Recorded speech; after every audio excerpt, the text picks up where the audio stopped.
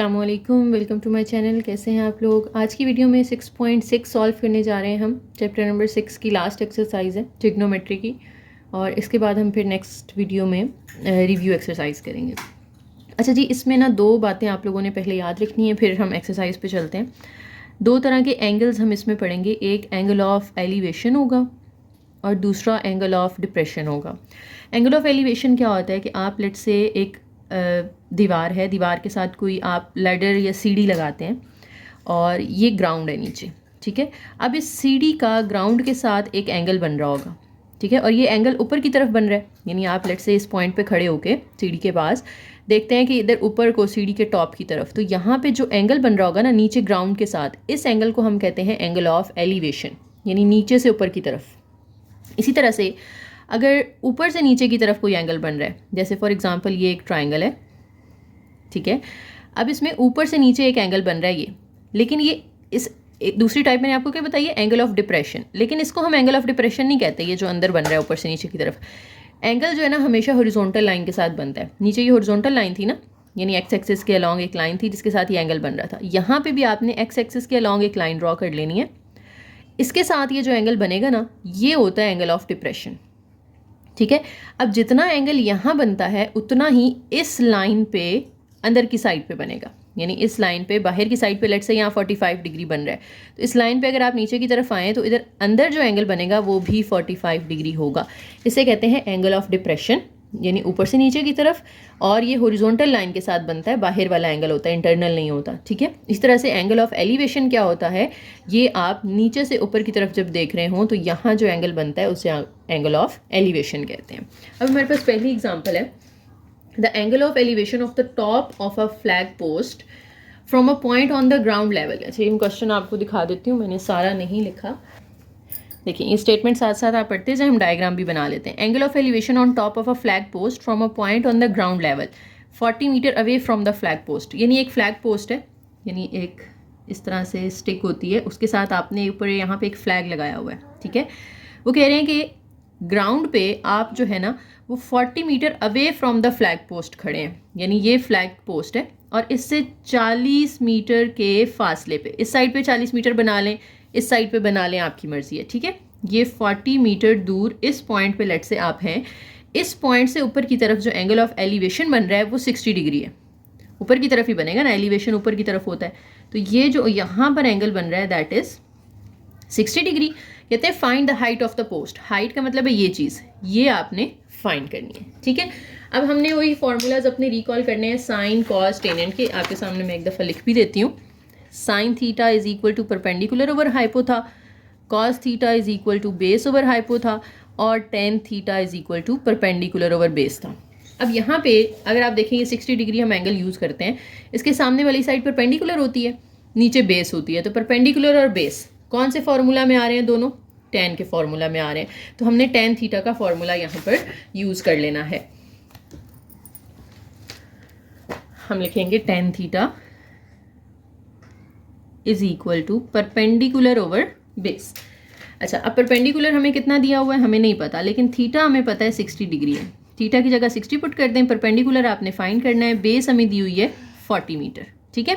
Metre अगर आप यहाँ नहीं भी लगाते कोई मसला नहीं है। अब देखो पी हमें फाइंड करना है, 40 यहाँ डिवाइड हो रहा है, इधर जाके 10 60 के साथ मल्टीप्लाई हो जाएगा और सामने सिर्फ क्या रह जाएगा, पी। अब 10 60 की वैल्यू आप निकाल लें कैलकुलेटर से, 10 60 √3 आता है, तो √3 इधर लिख लें, मल्टीप्लाई बाय 40। अब इन दोनों को मल्टीप्लाई करते हैं, √3 को हमने 40 के साथ मल्टीप्लाई करना है, तो 40 √3 आता है, लेकिन आप पॉइंट्स में भी आंसर दे सकते हैं, 69.28। पॉइंट के बाद 2-3 नंबर जितने आप लिखना चाहते हैं लिख लें, काफ़ी होते हैं, ठीक है। यहाँ पे जो यूनिट था वही यूनिट यहाँ पे लगा देना है, तो ये आपके पास टोटल उस फ्लैग पोस्ट की हाइट आ गई कि वो 69.28 मीटर हाई है, ठीक है जी। So नेक्स्ट क्वेश्चन नंबर 2 है, N isosceles triangle has a vertical angle of 120। Isosceles triangle कौन सी होती है, जिसमें ना दो साइड्स बराबर होती हैं। एक ट्राइंगल आपने ड्रॉ कर लेनी है इस तरह से, लेट से ये इसकी बेस है, इसके ना बिल्कुल मिड में यहाँ पे आइसोसेलेस है ना, तो उसकी ये साइड वाली दो साइड्स जो हैं हम बराबर रख लेते हैं, तो बिल्कुल मिड में आपने पॉइंट लगा के दोनों साइड पे मिला देना है। अब वो कह रहे हैं कि जो नीचे बेस है जो बेस है ये 10 सेंटीमीटर है, और जो ऊपर एंगल है ना, वर्टिकल एंगल का मतलब है कि सामने ऊपर जो एंगल होगा जिसे आप परपेंडिकुलर ड्रॉ कर सकते हैं, ये टोटल एंगल है 120 डिग्री। ठीक है, find the length of its altitude. Altitude क्या होगा, यहाँ से आप इस तरह से वर्टिकल एक लाइन ड्रॉ करें।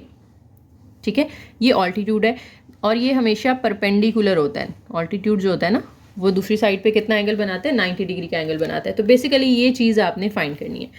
अब देखिए, हमें आइसोसेलेस ट्राइंगल दिया है, हम इसमें से राइट एंगल बना लिए ना, हमने 2 राइट एंगल ट्राइंगल बन रही हैं, एक इस साइड पे एक इस साइड पे। अगर आप इस एक ट्राइंगल को कंसिडर करें, एक को इग्नोर कर दें, तो ये वाली जो साइड है इसमें ये बेस अब कितनी होगी, टोटल ये 10 थी, और ये जो होता है ना ऑल्टीट्यूड, ये ऑपोजिट साइड को बाइसेक्ट करता है, यानी उसे 2 इक्वल पार्ट्स में डिवाइड करता है। ठीक है, आप इसको कोई नाम दे दें, ABC, इस पॉइंट को मैं D का नाम दे देती हूँ। ठीक है, तो ये जो CD ऑल्टीट्यूड है, CD, ये क्या करता है, बाइसेक्ट करता है AB को। जब ये उसे बाइसेक्ट करेगा तो जो एक साइड की हमारे पास लेंथ रह जाएगी ना, वो इसका हाफ हो जाएगी। बाइसेक्ट का मतलब होता है 2 इक्वल पार्ट्स में डिवाइड कर देना, यानी 10 को 2 इक्वल पार्ट्स में डिवाइड करें तो 5 सेंटीमीटर इधर आ गया, 5 सेंटीमीटर इधर आ जाएगा। तो आप AD ले लें या BD ले लें, आपकी मर्जी है। BD जो है, ये DB, वो कितना रह जाएगा, 5 सेंटीमीटर। एंड अगर ये साइड को बाइसेक्ट करे ना, तो ये एंगल को भी बाइसेक्ट करता है, यानी एंगल टोटल 120 था, तो अब जो एंगल रह जाएगा ना हमारा, वो रह जाएगा 60 degree.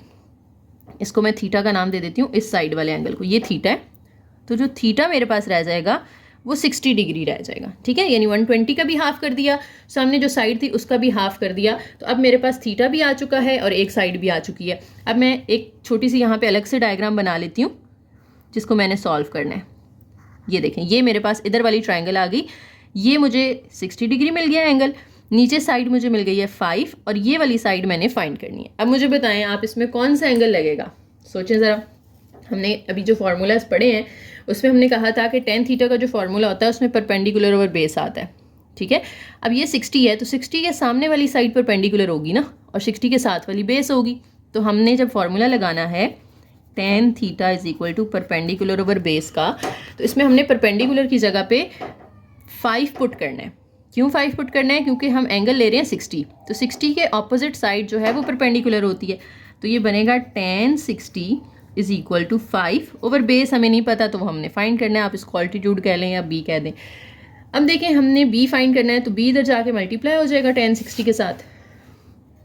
B tan 60 is equal to रह जाएगा 5। अब tan 60 हमने अभी पीछे भी फाइंड किया था, कितना आ रहा था, √3 आ रहा था।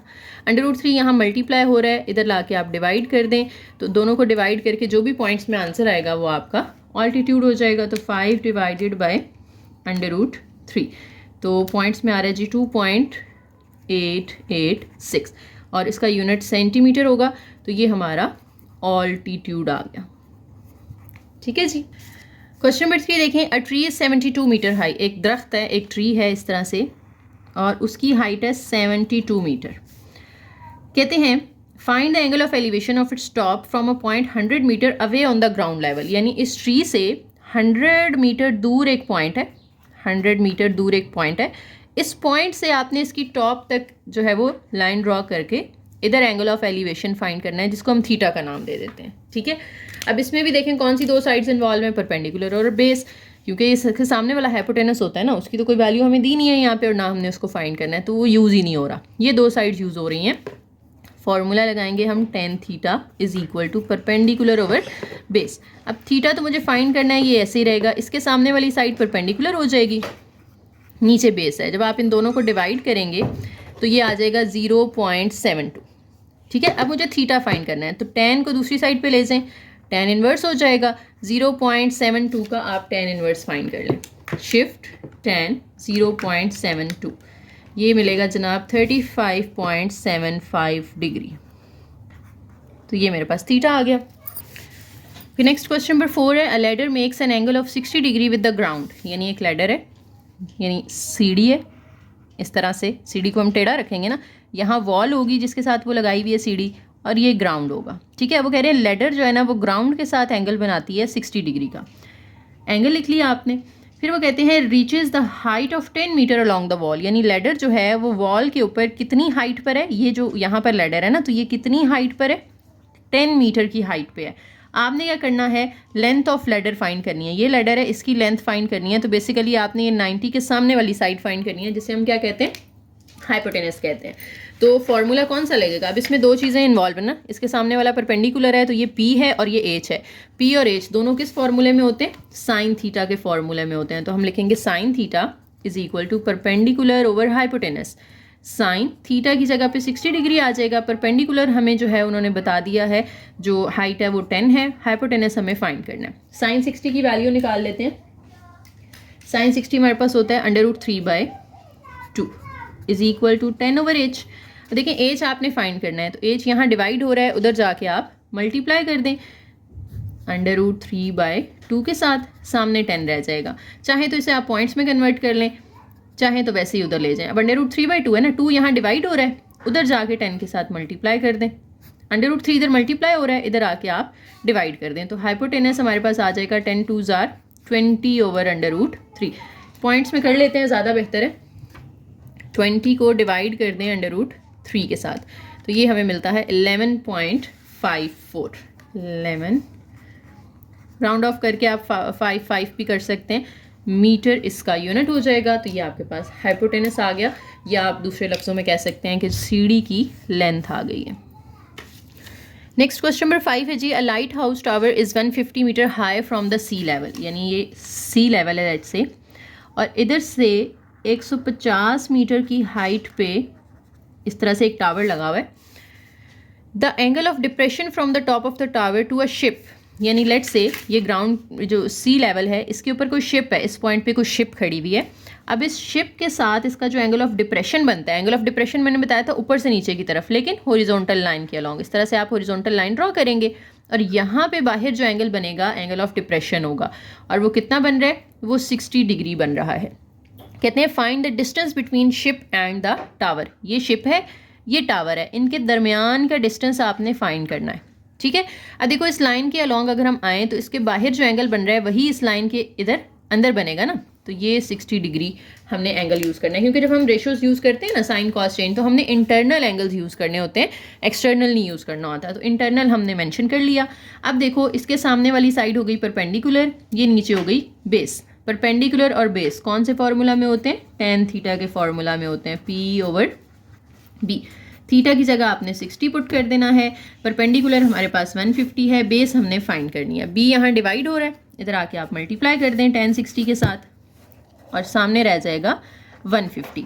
अब 10 60 की वैल्यू होती है √3, वो पुट करें, इधर 150 √3 यहाँ मल्टीप्लाई हो रहा है, वहाँ जाके आप उसको डिवाइड कर दें और पॉइंट्स में कन्वर्ट कर लेना है, तो आपके पास आंसर आ जाएगा। 150 को डिवाइड कर दें √3 के साथ, तो ये पॉइंट्स में आ जाएगा जनाब 86.60, 86.60, और जो यूनिट है इसका वो क्या होगा, मीटर होगा। तो ये आपके पास आपकी जो डिस्टेंस था दोनों शिप्स और टावर के दरमियान वो आ गया है। नेक्स्ट क्वेश्चन नंबर 6 है, measure of an angle of elevation of the top of a pole is 15 from a point on the ground. यानी एक पोल है, इस तरह से एक पोल है और ग्राउंड पे आप एक पॉइंट पे खड़े हुए हैं। इस पॉइंट से यहाँ पोल का जो एंगल ऑफ एलिवेशन बन रहा है ना, वो 15 डिग्री है, ठीक है। उसके बाद in walking 100 metre towards the pole, यानी आप इस पॉइंट पे भी खड़े हैं और आप पोल की तरफ चलते हुए जा रहे हैं। चलते चलते जब आप 100 मीटर का डिस्टेंस ट्रैवल कर लेते हैं, तो इस पॉइंट पे लेट से आप पहुंच गए हैं, ठीक है। 100 मीटर पे जब आप पहुंच गए हैं, तो तब आपका जो एंगल बन रहा है ना उस पोजीशन पे, वो 30 डिग्री बन रहा है। तो यहाँ पे एक और एंगल ऑफ एलिवेशन बनेगा इस तरह से, ये, और ये है 30 डिग्री का, ठीक है।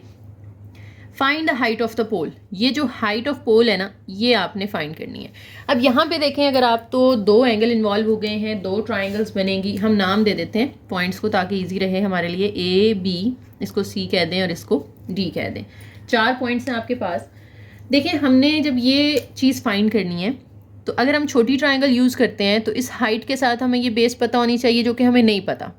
अगर हम बड़ी ट्राइंगल यूज़ करते हैं तो भी हमें इस हाइट के साथ ये पूरी बेस पता होनी चाहिए, लेकिन हमें ये हाफ पता है, हाफ का नहीं पता। लेट्स से मैं इसको x का नाम दे देती हूँ जो मुझे ये हाइट फाइंड करनी है। अब ये जो साइड है ये भी मुझे नहीं पता, तो इसको मैं y का नाम दे देती हूँ, ठीक है। अब पहले छोटी ट्राइंगल को, जब आपके पास दो ट्राइंगल्स बन रही होती है ना, वैसे फ़र्क नहीं पड़ता, लेकिन अगर आप बड़ी यूज़ करें या छोटी, लेकिन अगर आप पहले छोटी वाली यूज़ कर लेंगे ना तो चीज़ें ज़रा आसान हो जाएंगी, ठीक है। तो हम इन ट्राइंगल BCD, ये जो छोटी वाली ट्राइंगल है ना, ये हम यूज़ कर लेते हैं। इसमें अगर आप देखें तो हमारा बेस और हाइट, ये बेस है और ये हाइट है, परपेंडिकुलर है, ये इन्वॉल्व है। तो फॉर्मूला कौन सा लगेगा? tan थीटा का लगेगा ना, परपेंडिकुलर ओवर बेस। अब tan, यहाँ पे जो थीटा छोटी ट्राइंगल में बन रहा है वो कितना बन रहा है? 30 डिग्री बन रहा है, इज इक्वल टू परपेंडिकुलर हमारा x है, बेस y है, तो x ओवर y लिख देंगे हम यहाँ पे। अब tan 30 आपने निकाल लेना है कैलकुलेटर से। tan 30 ये 1/√3 आता है, ये लिख लें, is equal to x over y, ठीक है। अब आप क्या करें कि y को इधर शिफ्ट कर दें, y यहाँ डिवाइड हो रहा है, इधर आके मल्टीप्लाई हो जाएगा, तो y इंटू 1/√3 आ जाएगा और सामने x आ जाएगा। अब ये जो √3 यहाँ डिवाइड हो रहा है ये उधर जाके मल्टीप्लाई हो जाएगा x के साथ। इसको नाम देते हैं क्वेश्चन नंबर 1 का। मैंने क्या किया, यहाँ से y को सेपरेट कर लिया। क्यों किया? ये अभी आगे हम दूसरी क्वेश्चन बनाएंगे ना, उसमें y यूज़ करना है हमने, इसलिए हमने पहले ही y को सेपरेट कर लिया। अब बड़ी वाली ट्राइंगल ले लेते हैं। बड़ी ट्राइंगल का नाम है ACD, ट्राइंगल ACD। उसमें भी क्योंकि बेस और हाइट इन्वॉल्व है तो हम tan थीटा का ही फॉर्मूला यूज़ करेंगे। tan theta is equal to perpendicular over base. अब यहाँ पे बड़ी ट्राइंगल में जो थीटा बन रहा है वो 15 डिग्री है ना, तो यहाँ पे 15 डिग्री आ जाएगा।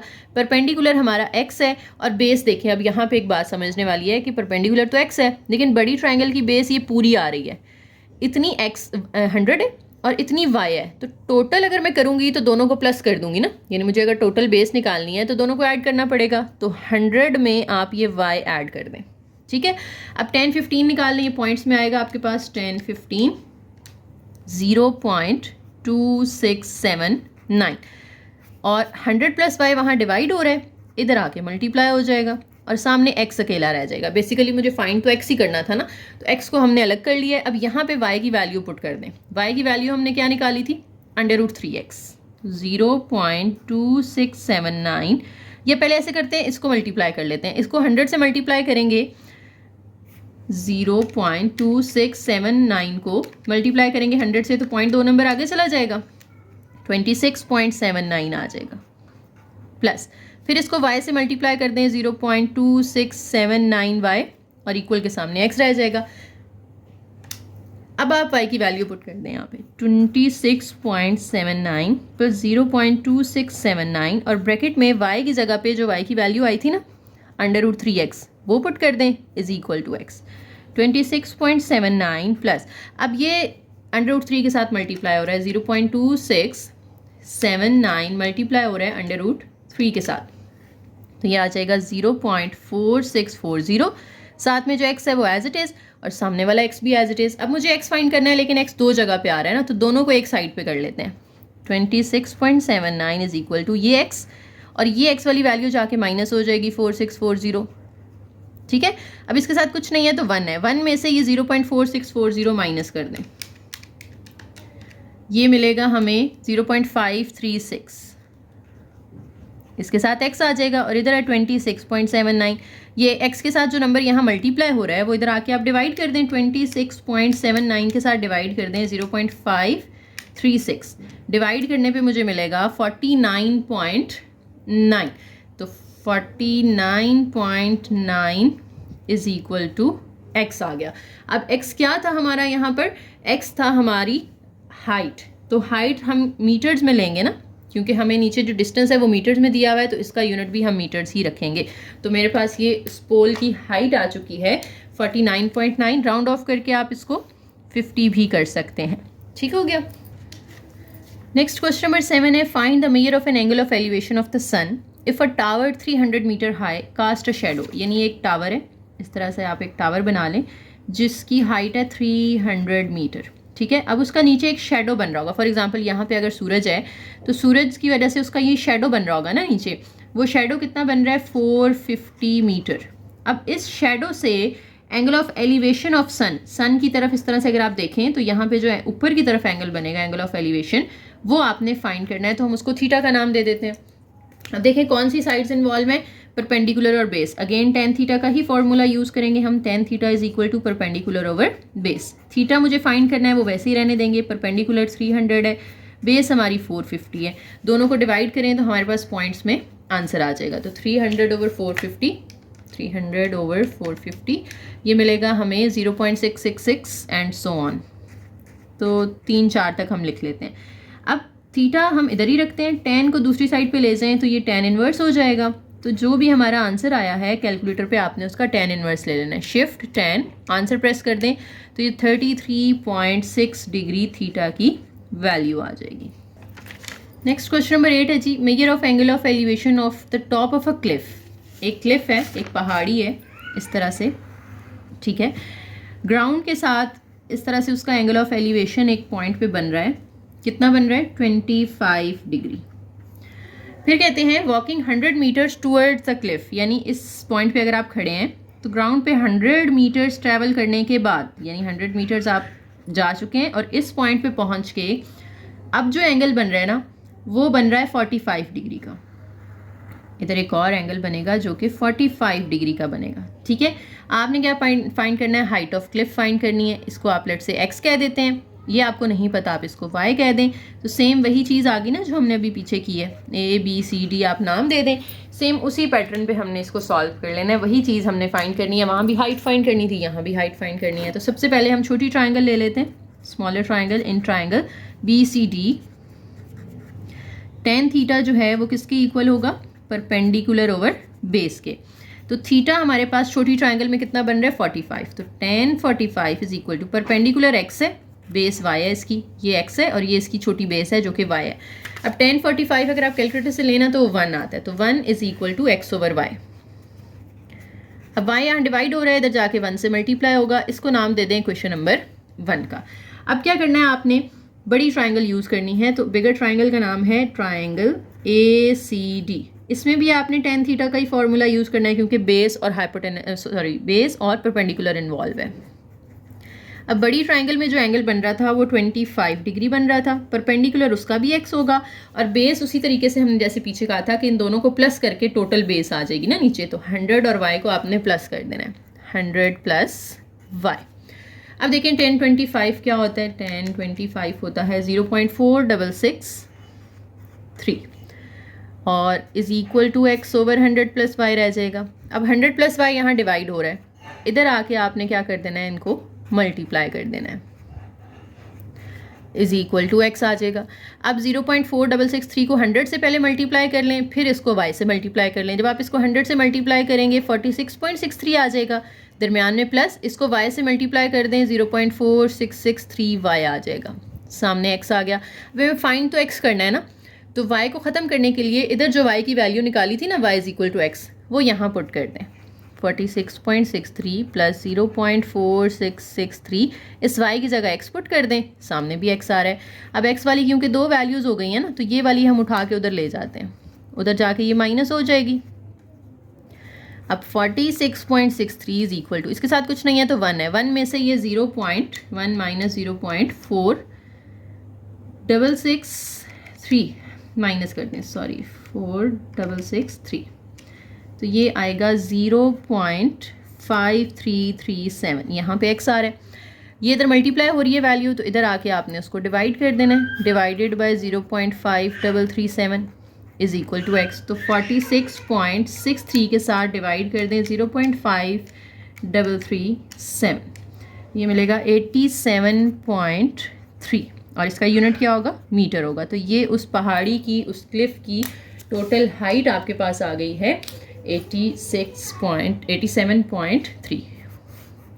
अब बुक के पीछे ना पॉइंट के बाद वाला आंसर थोड़ा डिफरेंट हो सकता है, राउंड ऑफ वगैरह करके, तो उससे परेशान नहीं होना आपने, लास्ट डिजिट में फ़र्क आ सकता है, कोई मसला नहीं है। अच्छा, क्वेश्चन 9 भी उसी तरह का आ गया जैसे हमने ऊपर 2 सवाल किए हैं, डबल एंगल वाले। From top of a hill 300 meter high, एक हिल है, एक पहाड़ी है जो कि 300 मीटर हाइट है उसकी। The measure of angle of depression of a point, अब यहाँ पे एंगल ऑफ डिप्रेशन है, ऑन नियरेस्ट शोर of the river is 70 degree. अच्छा, एक दरिया है ग्राउंड पे ना, इस तरह से आप आएँ तो यहाँ पे इस पोजीशन पे एक दरिया है, एक रिवर है, यानी वो पहाड़ी के बिल्कुल साथ नहीं है, थोड़ा सा फासले पर है। तो कहते हैं कि जब आप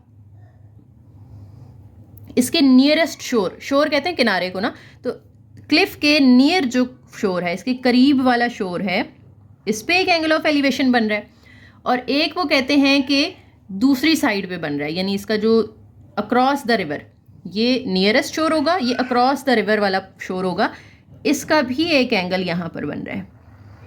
ये आपने बना लिया। इधर से हम मिला के एक ग्राउंड बना लेते हैं पूरा नीचे, ठीक है। पॉइंट्स को नाम दे दें ए, बी, सी और डी का। अब एंगल ऑफ डिप्रेशन जो होता है वो ऊपर इस तरह से हम हॉरिजॉन्टल लाइन लगाते हैं ना, उसके साथ एंगल ऑफ डिप्रेशन बनता है। तो यहाँ ज़रा गौर से देखें, जो नियरेस्ट शोर था ना, उसका एंगल ऑफ डिप्रेशन था, ये जो नियरेस्ट शोर है ये वाला, इसका एंगल ऑफ डिप्रेशन ये पूरा ये बन रहा है 70 डिग्री।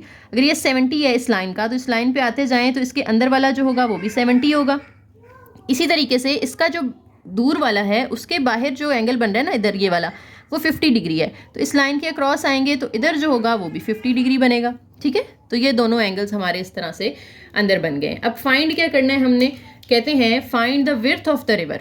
ये जो रिवर है ना ए से बी तक, ये विड्थ आपने फाइंड करनी है। लेट से हम इसको एक्स कह देते हैं। And how far is the river from the foot of the हिल, यानी हिल के फुट से रिवर जो है वो कितनी दूर है, तो ये भी चीज़ आपने फाइंड करनी है। इसको आप वाई का नाम दे दें, ठीक है। तो ट्राइंगल उसी तरह की बन गई हैं, बस चीज़ें जो फाइंड करनी है उनमें थोड़ा सा फ़र्क आएगा। तो फार्मूला दूसरी तरह हम लगाएंगे, पहले स्मॉलर ट्राइंगल और फिर बिगर ट्राइंगल को। देखें छोटी वाली ट्राइंगल कौन सी है, in triangle b c d. देखें परपेंडिकुलर और बेस इन्वॉल्व है, तो हम tan थीटा का ही फॉर्मूला यूज़ करेंगे। tan theta is equal to perpendicular over base. अब छोटी ट्राइंगल का जो एंगल बन रहा है वो 70 डिग्री बन रहा है, तो tan 70 is equal to perpendicular over base. अब ये y जो है इधर डिवाइड हो रहा है, इधर आके मल्टीप्लाई हो जाएगा, is equal to 300 over tan 70 इधर आके डिवाइड, क्योंकि वहाँ मल्टीप्लाई हो रहा था, इधर आके डिवाइड हो जाएगा। अब आप इन दोनों को डिवाइड कर दें कैलकुलेटर से, 300 के साथ डिवाइड कर दें tan 70, तो ये आ जाएगा 109.19, 109.19। ये हमारे पास y आ गया। y का मतलब क्या है, जो रिवर और y किसको कहा था हमने, रिवर और क्लिफ के दरमियान का जो डिस्टेंस था वो तो आ गया हमारे पास। अब हमने फाइंड करना है ये x। उसके लिए अब हमने बड़ी ट्राइंगल यूज़ कर लेनी है। इन बड़ी ट्राइंगल का नाम क्या है, ACD। इसमें भी tan थीटा का ही फॉर्मूला यूज़ होगा। tan theta is equal to perpendicular over base. अब इसमें जो एंगल है बड़ी ट्राइंगल में वो 50 डिग्री का है, परपेंडिकुलर हमारा 300 ही रहेगा, और बेस कैसे आएगी, बड़ी ट्राइंगल की बेस इन दोनों को प्लस करके आएगी ना, x और y को प्लस करके। तो यहाँ आपने लिख लेना है x प्लस वाई। अब देखें tan 50, x प्लस वाई वहाँ डिवाइड हो रहा है, इधर आके मल्टीप्लाई कर दें। tan 50 इधर मल्टीप्लाई हो रहा है, उधर जाके डिवाइड कर दें। x plus y is equal to 300 के साथ tan 50 डिवाइड कर देना है आपने, 251.72, ठीक है। अब हमें x फाइंड करना है और y हमारे पास पहले से है, तो y की वैल्यू इधर पुट कर दें। 109.19 इज इक्वल टू 251.72। अब ये 109 इधर प्लस हो रहा है, उधर जाके आप इस टर्म को माइनस कर दें, 109.12। अब इसमें से आप माइनस करें, 251.72 में से माइनस कर दें 109.19, तो ये पॉइंट्स में आएगा 142.53, 142.53, और इसका यूनिट भी क्या होगा, मीटर होगा। तो ये मेरे पास x की वैल्यू आ गई और मुझे x और y ही बस फाइंड करने थे, ठीक है जी। तो ये क्वेश्चन भी हमारा कंप्लीट हो गया। Last question of the exercise, a kite has 120 meter of string. Kite को जब आप उड़ाते हैं तो उसकी स्ट्रिंग इस तरह से होगी ना, हाइपोटेनस के अलॉन्ग, वो 120 मीटर है, ठीक है। कहते हैं when the angle of elevation यूँ ग्राउंड के साथ बनता है ना, तो यहाँ पे ऊपर की तरफ जो एंगल ऑफ एलिवेशन बन रहा है वो 50 डिग्री है। How far is it above the hand holding it, यानी जो हाइट है बेसिकली काइट की, यहाँ पे अगर हाइट है तो ये चीज़ आपने फाइंड करनी है कि कितनी ऊंची है काइट, वो आपने फाइंड करना है। तो फिर कौन सी चीज़ें इन्वॉल्व हैं हमारी, परपेंडिकुलर और हाइपोटेनस। तो परपेंडिकुलर और हाइपोटेनस किसके फॉर्मूले में आते हैं, साइन थीटा के फॉर्मूले में आते हैं। थीटा हमारा 50 डिग्री होगा, परपेंडिकुलर हमने फाइंड करना है, और हाइपोटेनस 120 है। 120 यहाँ डिवाइड हो रहा है, इस साइड पे लाके आप उसको मल्टीप्लाई कर देंगे, तो साइन 50 के साथ मल्टीप्लाई हो जाएगा 120 और सामने पी रह जाएगा। अब साइन 50 के साथ डायरेक्ट आप मल्टीप्लाई कर दें, या बेशक पहले साइन 50 निकाल के रख लें, 0.7660 और फिर उसको मल्टीप्लाई कर दें, आंसर तो सेम ही आएगा ना। डायरेक्ट भी आप इसको मल्टीप्लाई कर सकते हो। 91.92 ये परपेंडिकुलर, और इसका यूनिट भी क्या होगा, मीटर्स होगा, कि काइट जो है वो 91.92 मीटर हाई है फ्रॉम द ग्राउंड। ठीक है जी, तो एक्सरसाइज कंप्लीट हो गई है। उम्मीद है आप लोगों को समझ आ गए होंगे सारे क्वेश्चंस।